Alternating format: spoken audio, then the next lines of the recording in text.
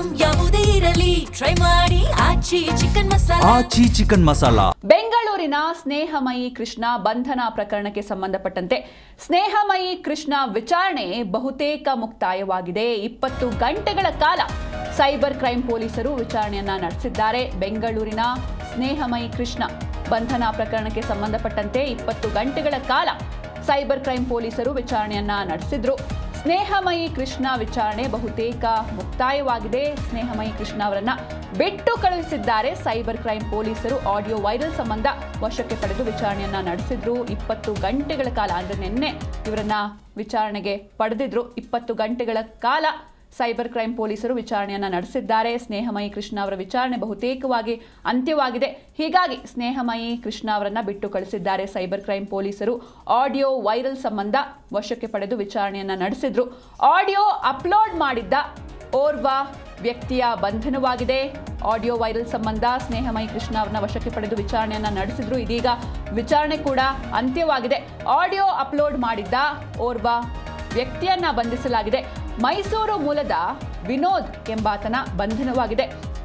Audio upload ಮಾಡಿ ಅಪಪ್ರಚಾರ ಮಾಡಿರ್ತಾನೆ ಈ ವ್ಯಕ್ತಿ ಎನ್ನುವಂತಹ ಆರೋಪ ಇದು. ಸೋಷಿಯಲ್ ಮೀಡಿಯಾದಲ್ಲಿ ಅಪ್ಲೋಡ್ ಮಾಡಿರ್ತಾನೆ. ಈ ಹಿನ್ನೆಲೆಯಲ್ಲಿ ಈತನನ್ನ ಅಂದ್ರೆ ಓರ್ವ ವ್ಯಕ್ತಿ, ಆತ ಮೈಸೂರು ಮೂಲದ ವಿನೋದ್, ಈತನನ್ನ ಇದೀಗ ಬಂಧಿಸಲಾಗಿದೆ. ಆಡಿಯೋ ಅಪ್ಲೋಡ್ ಮಾಡಿದ್ದ ಓರ್ವ ವ್ಯಕ್ತಿಯ ಬಂಧನವಾಗಿದೆ. ಜೊತೆಗೆ ಇನ್ನೊಂದು ಕಡೆ ಸ್ನೇಹಮಯಿ ಕೃಷ್ಣ ಅವರ ವಿಚಾರಣೆ ಅಂತ್ಯವಾಗಿದೆ. ಹೀಗಾಗಿ ಸೈಬರ್ ಕ್ರೈಂ ಪೊಲೀಸರು ಅವರನ್ನ ಬಿಟ್ಟು ಕಳಿಸಿದ್ದಾರೆ. ಇನ್ನೊಂದು ಕಡೆ ಮೈಸೂರು ಮೂಲದ ವಿನೋದ್ ಎಂಬಾತನನ್ನ ಬಂಧಿಸಲಾಗಿದೆ. ಈತನೇ ಸೋಷಿಯಲ್ ಮೀಡಿಯಾದಲ್ಲಿ ಆ ಒಂದು ಆಡಿಯೋವನ್ನ ಅಪ್ಲೋಡ್ ಮಾಡಿದ್ದಾನೆ ಎನ್ನುವಂಥ ಮಾಹಿತಿಯ ಮೇರೆಗೆ ಆತನನ್ನ ಅರೆಸ್ಟ್ ಮಾಡಲಾಗಿದೆ. ಮೈಸೂರು ಮೂಲದ ವಿನೋದ್ ಎಂಬಾತನ ಬಂಧನವಾಗಿದೆ. ಸೋಷಿಯಲ್ ಮೀಡಿಯಾದಲ್ಲಿ ಈತ ಅಪ್ಲೋಡ್ ಮಾಡಿ ಅಪಪ್ರಚಾರವನ್ನ ಮಾಡಿದ್ದ.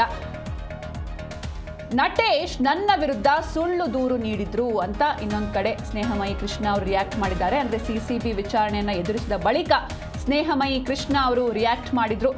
ನನ್ನನ್ನು ಅರೆಸ್ಟ್ ಮಾಡಿಲ್ಲ, ಕೇವಲ ವಿಚಾರಣೆ ನಡೆಸಿದ್ದಾರೆ. ನಟೇಶ್ ನನ್ನ ವಿರುದ್ಧ ಸುಳ್ಳು ದೂರು ನೀಡಿದ್ರು. ಶಾಲಿನಿ ರಜನೀಶ್ ವಿರುದ್ಧ ಆರೋಪ, ಇದು ಸುಳ್ಳು ದೂರು, ಆರೋಪ ಮಾಡಿದ್ದೀನಿ ಅಂತ ಒಂದು ಸುಳ್ಳು ದೂರನ್ನ ನೀಡಿದ್ದಾರೆ ಅಂತ ಸಿಸಿಬಿ ವಿಚಾರಣೆಯನ್ನು ಎದುರಿಸಿದ ಬಳಿಕ ಸ್ನೇಹಮಯಿ ಕೃಷ್ಣ ಅವರು ರಿಯಾಕ್ಟ್ ಮಾಡಿದ್ರು.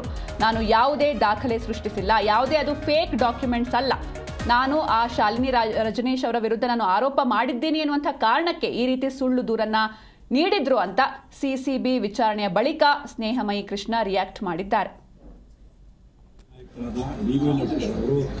ನನ್ನ ವಿರುದ್ಧ ಒಂದು ಸುಳ್ಳು ದೂರನ್ನು ಕೊಟ್ಟಿದ್ದೀನಿ. ನಾನು ಆಡಿಯೋವನ್ನು ಸುಳ್ಳು ಸೃಷ್ಟಿ ಮಾಡಿ ನನ್ನ ಫೇಸ್ಬುಕ್ ಖಾತೆಯಲ್ಲಿ ಹಾಕಿದ್ದೀನಿ. ಮತ್ತು ಶ್ರೀಮತಿ ಶಾಲಿನಿ ರಜನೀಶ್ ಏನು ಕರ್ನಾಟಕ ಸರ್ಕಾರದ ಅವರಿಂದ ಸುಳ್ಳು ಆರೋಪ ಮಾಡಿ ಪ್ರಯತ್ನ ಕೊಟ್ಟಿದ್ರು. ಆ ಒಂದು ದೂರಿಗೆ ಸಂಬಂಧಪಟ್ಟಂತೆ ಈ ಸೈಬರ್ ಕ್ರೈಮ್ ಠಾಣೆಯಲ್ಲಿ ಈ ಪ್ರಕರಣ ದಾಖಲಾಗಿತ್ತು. ಆ ಪ್ರಕರಣಕ್ಕೆ ಸಂಬಂಧಪಟ್ಟಂತೆ ವಿಚಾರಣೆಗಾಗಿ ನನ್ನ ಕರ್ಕೊಂಡು ಬಂದರು. ಒಟ್ಟು ಯಾವುದೇ ರೀತಿ ಸ್ಥಗಿರಿ ಮಾಡಿರಲಿಲ್ಲ.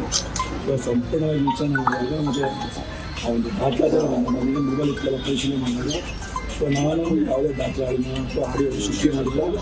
ಸೊ ನನಗೆ ವಾಟ್ಸಾಪ್ ಅಂದರೆ ಬಂದಿದೆ ಅನ್ನೋದು ವಿಚಾರ ಗೊತ್ತಾಯಿತು. ಅದ್ರ ಜೊತೆಗೆ ಏನು ವಿನೋದ್ ಅಂತ ನನಗೆ ಮಾಹಿತಿ ಕೊಟ್ಟಿದ್ರು, ಅವನ್ನ ಕರ್ಕೊಂಡು ನನ್ನ ಮುಂದೆ ವಿಚಾರಣೆ ಮಾಡಿದಾಗ ಸೊ ನನಗೆ ತಿಳಿದು ಬಂದಿದ್ದಾರೆ. ನಟೇಶ್ ಮಾತಾಡೋದು ಏನು ಆಡಿಯೋದು ಅದು ನಿಜ, ಮತ್ತು ಲೋಕಾಯುಕ್ತಕ್ಕೆ ಹಣಕಾಸು ಕೊಟ್ಟಿರೋ ಬಗ್ಗೆ ಏನು ಮಾತಾಡ್ತಿದ್ರು ಅದು ನಿಜ ಅಂತ ಮಾಡಿದೆ. ಆದರೆ ಒಂದೇ ಒಂದು ವಿಚಾರ ಏನಂತಂದರೆ ಶಾಲಿನಿ ರಜನೀಶ್ ಬಗ್ಗೆ ಏನು ಮಾಹಿತಿ ಕೊಟ್ಟರು ಅದು ಸುಳ್ಳು ಅಂತ ಹೇಳ್ತಾರೆ. ನಾನು ಹೇಳೋದು ಶಾಲಿನಿ ರಜನೀಶ್ಗೆ ಅವ್ರ ಕಡೆಯವರಿಗೆ ಕಂಡೀಷನ್ ಬಂದಿರ್ತೀವಿ. ಅದು ಈಗ ಏನು ಹೇಳ್ತಾರೆ, ಈಗ ಅವರೆಲ್ಲ ಬೇರೆ ಆದ ಪ್ರಭಾವ ಮುಕ್ತಿ ಅಂತ ಹೇಳ್ತಾರೆ. ನಾಯಕರಾದ ಡಿ.ವಿ. ನಟೇಶ್ ಅವರು ನನ್ನ ವಿರುದ್ಧ ಒಂದು ಸುಳ್ಳು ದೂರನ್ನು ಕೊಟ್ಟಿದ್ದಾರೆ. ನಾನು ಆಡಿಯೋವನ್ನು ಸುಳ್ಳು ಸೃಷ್ಟಿ ಮಾಡಿ ನನ್ನ ಫೇಸ್ಬುಕ್ ಖಾತೆಯಲ್ಲಿ ಹಾಕಿದ್ದೀನಿ. ಮತ್ತು ಈ ಬಗ್ಗೆ ಹೆಚ್ಚಿನ ಮಾಹಿತಿಯನ್ನು ನೀಡ್ತಾರೆ ನಮ್ಮ ಪ್ರತಿನಿಧಿ ವಿಶ್ವನಾಥ್ ಎನ್ ಹರಿಹರ. ವಿಶ್ವನಾಥ್, ಇನ್ನು ವಿಚಾರಣೆ ಮುಕ್ತಾಯ ಆಯ್ತಾ? ಮುಂದಿನ ನಡೆ ಏನಿರುತ್ತೆ, ಏನಿದೆ ಅಪ್ಡೇಟ್ಸ್ ಅಂತ?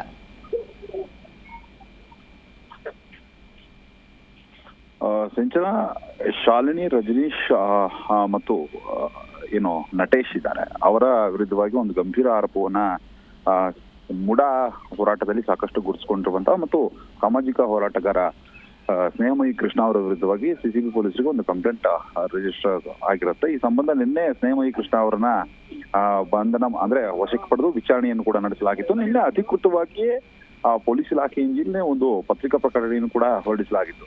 ಅಂದ್ರೆ ಬಂಧನ ಮಾಡಿ ನಾವು ವಿಚಾರಣೆ ನಡೆಸ್ತಾ ಇದ್ದೀವಿ ಅಂದ್ರೆ ಸಾಮಾಜಿಕ ಜಾಲತಾಣದಲ್ಲಿ ನಟೇಶ್ ಅವರ ವಿರುದ್ಧವಾಗಿ ಒಂದು ಸುಳ್ಳು ಆರೋಪವನ್ನು ಮಾಡಿದಂತಹ ಹಿನ್ನೆಲೆಯಲ್ಲಿ ಸ್ನೇಹಮಯಿ ಕೃಷ್ಣ ಅವರನ್ನ ಬಂಧಿಸಿ ವಿಚಾರಣೆಯನ್ನು ಕೂಡ ನಡೆಸಲಾಗ್ತಾ ಇದೆ ಅನ್ನೋ ಒಂದು ಪತ್ರಿಕಾ ಪ್ರಕಟಣೆಯನ್ನ ಪೊಲೀಸ್ ಇಲಾಖೆಯಿಂದ ಹೊರಡಿಸಲಾಗಿತ್ತು. ಆದ್ರೆ ಈಗ ಸದ್ಯಕ್ಕೆ ಇದುವರೆಗೂ ಕೂಡ ಅಂದ್ರೆ ನಿನ್ನೆ ಸಂಜೆಯನ್ನು ವಶಕ್ಕೆ ಪಡೆದಿದ್ರು. ಇದುವರೆಗೂ ಕೂಡ ಅಂದ್ರೆ 20 ಗಂಟೆಗಳ ಕಾಲ ನಿರಂತರವಾದಂತಹ ವಿಚಾರಣೆಯನ್ನ ನಡೆಸಲಾಗಿರುವಂತದ್ದು. ಇದರಲ್ಲಿ ಪ್ರಮುಖವಾಗಿ ಕೆಲವೊಂದು ಪ್ರಶ್ನೆಗಳನ್ನು ಕೂಡ ಕೇಳಲಾಗಿತ್ತು. ಅಂದ್ರೆ ಆಡಿಯೋ ಸಂಬಂಧ ಆಗಿರಬಹುದು ಮತ್ತು ಸೋಷಿಯಲ್ ಮೀಡಿಯಾದಲ್ಲಿ ಇವರು ಸ್ನೇಹಮಯಿ ಕೃಷ್ಣ ಏನ್ ಪೋಸ್ಟ್ ಮಾಡಿದ್ರಲ್ಲ ಆ ಹಿನ್ನೆಲೆಯಲ್ಲಿ ಸಾಕಷ್ಟು ಪ್ರಶ್ನೆಗಳನ್ನು ಕೂಡ ಕೇಳಲಾಗಿರುವಂತದ್ದು ಮತ್ತು ಅದರ ಹಿನ್ನೆಲೆಯಲ್ಲಿ ಕೆಲವೊಂದು ಮಾಹಿತಿಗಳನ್ನು ಕೂಡ ಪಡೆದುಕೊಳ್ಳಾಗಿರುವಂತ. ಆದ್ರೆ ಈಗ ಸದ್ಯಕ್ಕೆ ಬಂದಿರುವಂತಹ ಮಾಹಿತಿ ಪ್ರಕಾರ ವಿನೋದ್ ಎಂಬಾತ ಏನಿದ್ದಾನೆ ಆತ ಈ ಒಂದು ಪ್ರಕರಣದಲ್ಲಿ ಮಾಸ್ಟರ್ ಮೈಂಡ್ ಅನ್ನೋದು ಕೂಡ ಗೊತ್ತಾಗಿರುವಂತದ್ದು. ಅದರಲ್ಲೂ ಕೂಡ ಪ್ರಮುಖವಾಗಿ ಏನು ಸ್ನೇಹಮಯಿ ಕೃಷ್ಣ ಅವರ ವಿಚಾರಣೆ ಏನ್ ನಡೆದಿದೆ, ಈ ವಿನೋದ್ ಎಂಬಾತ ಮೈಸೂರು ಮೂಲದ ವಿನೋದ್ ಮತ್ತು ಈ ನಟೇಶ್ ಅವರ ನಡುವೆ ಯಾವುದು ಕೂಡ ಸರಿಯಾಗಿರಲಿಲ್ಲ. ಅಂದ್ರೆ ನಟೇಶ್ ಅವರಿಗೆ ವಿನೋದ್ ಅನ್ನೋ ಹಣವನ್ನ ಕೊಡಬೇಕಾಗಿತ್ತಂತೆ. ಈ ಹಿನ್ನೆಲೆಯಲ್ಲಿ ಸ್ನೇಹಮಯಿ ಕೃಷ್ಣ ಅವರನ್ನ ದಾಳವಾಗಿಟ್ಕೊಂಡು ಈ ಹಣವನ್ನ ಕೊಡದಂತಹ ರೀತಿಯಲ್ಲಿ ಆ ಪ್ರಕರಣಕ್ಕೆ ಸಿಲುಕಿ ಹಾಕಿ ಹಣವನ್ನ ಉಳಿಸ್ಕೊಳ್ಬೇಕು ಅನ್ನೋ ಒಂದು ಆಂಗಲ್ ಅಲ್ಲಿ ಈತ ಪ್ಲಾನ್ ಮಾಡಿದಂತೆ. ಹೀಗಾಗಿ ಸ್ನೇಹಮಯಿ ಕೃಷ್ಣ ಅವರನ್ನ ಮಧ್ಯದಲ್ಲಿ ದಾಳವಾಗಿ ಬಳಸ್ಕೊಂಡಿದ್ದ ಅನ್ನೋದು ಮಾಹಿತಿ ಕೂಡ ಗೊತ್ತಾಗಿದೆ. ಹೀಗಾಗಿ ಸ್ನೇಹಮಯಿ ಕೃಷ್ಣ ಕೊಟ್ಟಂತಹ ಮಾಹಿತಿ ಮೇರೆಗೆ ಈಗ ವಿನೋದ್ನ ಬಂಧಿಸಿ ಸಿಸಿಬಿ ಅಧಿಕಾರಿಗಳು ವಿಚಾರಣೆಯನ್ನು ನಡೆಸ್ತಾ ಇರುವಂತದ್ದು ಇದೊಂದು ಭಾಗ. ಈಗ ಸದ್ಯಕ್ಕೆ ಸಿಸಿಬಿ ವಿಚಾರಣೆಯನ್ನ ಎದುರಿಸಿ ಹೊರಗಡೆ ಬಂದ ಬಳಿಕ ಮಾಧ್ಯಮದ ಮುಂದೆ ಸ್ನೇಹಮಯಿ ಕೃಷ್ಣ ಸ್ವತಃ ಪ್ರತಿಕ್ರಿಯೆಯನ್ನ ಕೊಟ್ಟಿದ್ದಾರೆ. ನಟೇಶ್ ನನ್ನ ವಿರುದ್ಧವಾಗಿ ಸುಳ್ಳು ದೂರನ್ನ ಕೊಟ್ಟಿದ್ದಾರೆ. ಅಂದ್ರೆ ಇದುವರೆಗೂ ಕೂಡ ನಟೇಶ್ ಬೇರೆಯವರಿಗೆ ಲಂಚ ಕೊಟ್ಟಿದ್ದನ್ನ ಮತ್ತೆ ಸಾರಿ ಹೇಳ್ತಾ ಇರುವಂತದ್ದು. ಆದ್ರೆ ಶಾಲಿನಿ ರಜನೀಶ್ ಅವರಿಗೆ ಅವರು ಹಣವನ್ನ ಕೊಟ್ಟಿಲ್ಲ ಅನ್ನೋ ಒಂದು ಆಂಗಲ್ ನಲ್ಲಿ ಒಂದು ತಿರುಚಿದಂತಹ ಆಡಿಯೋವನ್ನ ವಿನೋದ್ ನನಗೆ ಕೊಟ್ಟಿದ್ದ, ಅದನ್ನೇ ನಾನು ನಂಬಿ ಸೋಷಿಯಲ್ ಮೀಡಿಯಾದಲ್ಲಿ ಹಾಕಿದೆ. ಹೀಗಾಗಿ ನಾನು ಶಾಲಿನಿ ರಜನೀಶ್ ಅವ್ರಿಗೂ ಕೂಡ ಕ್ಷಮೆಯನ್ನ ಕೇಳ್ತೀನಿ ಅನ್ನೋ ಒಂದು ಹಿನ್ನೆಲೆಯಲ್ಲೂ ಕೂಡ ಪ್ರತಿಕ್ರಿಯೆಯನ್ನ ಈಗ ಕೊಟ್ಟಿರುವಂತದ್ದು. ಮತ್ತು ಇದಕ್ಕೂ ಮತ್ತು ಮೂಡ ಹೋರಾಟಕ್ಕೂ ಯಾವುದೇ ರೀತಿಯಾದಂತಹ ಸಂಬಂಧ ಇಲ್ಲ. ನನ್ನನ್ನ ಮಿಸ್ಲೀಡ್ ಮಾಡಿದ್ದಾರೆ, ಮಿಸ್ಲೀಡ್ ಅನ್ನ ಮಾಡಿ ಹೀಗಾಗಿ ನಾನು ಈ ಒಂದು ಪ್ರಕರಣದಲ್ಲಿ ಸಿಲುಕಾಕೊಂಡಂಗಾಯ್ತು. ಮೂಡ ಹೋರಾಟಕ್ಕೂ ಇದಕ್ಕೂ ಯಾವುದೇ ರೀತಿಯಾದಂತಹ ಸಂಬಂಧ ಇಲ್ಲ. ವಿನೋದ್ ಕೊಟ್ಟ ದಾಖಲೆಯನ್ನ ನಾನು ನಂಬ್ಕೊಂಡೆ, ಅದು ತಪ್ಪಾಗಿದೆ. ನಾನು ಶಾಲಿನಿ ರಜನೀಶ್ ಅವರಿಗೆ ಕ್ಷಮೆ ಕೇಳ್ತೇನೆ ಮತ್ತು ನಿನ್ನೆಯಿಂದಲೂ ಕೂಡ ಸಿಸಿಬಿ ಪೊಲೀಸರು ನನ್ನನ್ನ ಸರಿಯಾಗಿ ನಡೆಸ್ಕೊಂಡಿದ್ದಾರೆ. ಕೆಲವೊಂದು ಪ್ರಶ್ನೆಗಳನ್ನು ಕೂಡ ಕೇಳಿದ್ದಾರೆ ಮತ್ತು ನೋಟಿಸ್ ಅನ್ನು ಕೂಡ ಕೊಟ್ಟಿದ್ದಾರೆ. 24ನೇ ತಾರೀಕು ನನಗೆ ಬರೋದಕ್ಕೂ ಕೂಡ ಹೇಳಿದ್ದಾರೆ. ಹೀಗಾಗಿ ನಾನು ವಿಚಾರಣೆಗೆ 24ನೇ ತಾರೀಕು ಹಾಜರಾಗ್ತೇನೆ ಅನ್ನೋ ಒಂದು ಆಂಗಲ್ ಅಲ್ಲೂ ಕೂಡ ಅವರು ಪರಿಸ್ಥಿತಿಯನ್ನು ಕೊಟ್ಟಿದ್ದಾರೆ. ಇದೊಂದು ಭಾಗ. ಮತ್ತು ಈಗ ಮತ್ತೊಂದು ದೂರು ಕೂಡ ದಾಖಲಾಗಿರುವಂತದ್ದು, ಒಂದು FIR ಕೂಡ ದಾಖಲಾಗಿದೆ. ಅಂದ್ರೆ ವಿಧಾನಸೌಧ ಪೊಲೀಸ್ ಠಾಣೆಯಲ್ಲಿ ಇದೇ ಪ್ರಕರಣಕ್ಕೆ ಸಂಬಂಧಪಟ್ಟಂತೆ ಅಂದ್ರೆ ಸಾಮಾಜಿಕ ಜಾಲತಾಣದಲ್ಲಿ ಸುಳ್ಳು ಮಾಹಿತಿಯನ್ನ ಕೊಟ್ಟಂತಹ ಹಿನ್ನೆಲೆಯಲ್ಲಿ ಸ್ನೇಹಮಯಿ ಕೃಷ್ಣ ವಿರುದ್ಧವಾಗಿ ಒಂದು FIR ಕೂಡ ದಾಖಲಾಗಿರುವಂತದ್ದು. ಈಗ ವಿಧಾನಸೌಧ ಪೊಲೀಸ್ ಠಾಣೆಯಲ್ಲಿ FIR ದಾಖಲಾಗಿದೆ. ಆ ಒಂದು ಪ್ರಕರಣವನ್ನ ವಿಧಾನಸೌಧ ಪೊಲೀಸರು ತನಿಖೆಯನ್ನು ಕೂಡ ಕೈಗೊಳ್ಳುತ್ತಾರೆ. ಒಟ್ಟಾರೆಯಾಗಿ ನಿನ್ನೆಯಿಂದಲೂ ಕೂಡ ದೊಡ್ಡ ಮಟ್ಟದ ಸದ್ದು ಕೂಡ ಮಾಡಿತ್ತು. ಸ್ನೇಹಮಯಿ ಕೃಷ್ಣ ಅವರನ್ನ ಬಂಧಿಸಿ ವಿಚಾರಣೆ ನಡೆಸುವಂತ ಕೆಲಸವನ್ನ ಸಿಸಿಬಿ ಅಧಿಕಾರಿಗಳು ಮಾಡಿರ್ತಾರೆ. ಅದಕ್ಕೆ ಈ ಒಂದು ಪ್ರಕರಣಕ್ಕೆ ಸಂಬಂಧಪಟ್ಟಂತೆ ವಿಚಾರಣೆಯನ್ನು ಎದುರಿಸಿ ಈಗ ಸ್ನೇಹಮಯಿ ಕೃಷ್ಣ ಹೊರಟಿರುವಂತದ್ದು ಮತ್ತು ನೋಟಿಸ್ ಅನ್ನು ಕೂಡ ಅವ್ರಿಗೆ ಕೊಡಲಾಗಿದೆ. ಮುಂದಿನ ದಿನಮಾನಗಳಲ್ಲಿ ಏನಾದ್ರೂ ಅವಶ್ಯಕತೆ ಇದ್ದಂತಹ ಸಂದರ್ಭದಲ್ಲಿ ಈಗಾಗಲೇ ಒಂದು ನೋಟಿಸ್ ಸರ್ವ್ ಕೂಡ ಆಗಿದೆ. 24ನೇ ತಾರೀಕು ಮತ್ತೆ ಹಾಜರಾಗ್ತಾರೆ. ಅದಾದ್ಮೇಲೂ ಕೂಡ ಏನಾದ್ರೂ ಪ್ರಕರಣದಲ್ಲಿ ವಿಚಾರಣೆಗೆ ಅವಶ್ಯಕತೆ ಇದ್ದಂತ ಸಂದರ್ಭದಲ್ಲಿ ಮತ್ತಷ್ಟು ವಿಚಾರಣೆಯನ್ನು ಮಾಡೋದಕ್ಕೆ ಮತ್ತೆ ನೋಟಿಸ್ ಅನ್ನು ಕೊಟ್ಟು ಸ್ನೇಹಮಯಿ ಕೃಷ್ಣ ಅವರನ್ನ ಕರೆಸುವಂತಹ ಸಾಧ್ಯತೆ ಕೂಡ ಇರುವಂತದ್ದು. ಥ್ಯಾಂಕ್ ಯು ವಿಶ್ವನಾಥ್ ನಿಮ್ಮೆಲ್ಲ ಡೀಟೇಲ್ಸ್ಗಾಗಿ.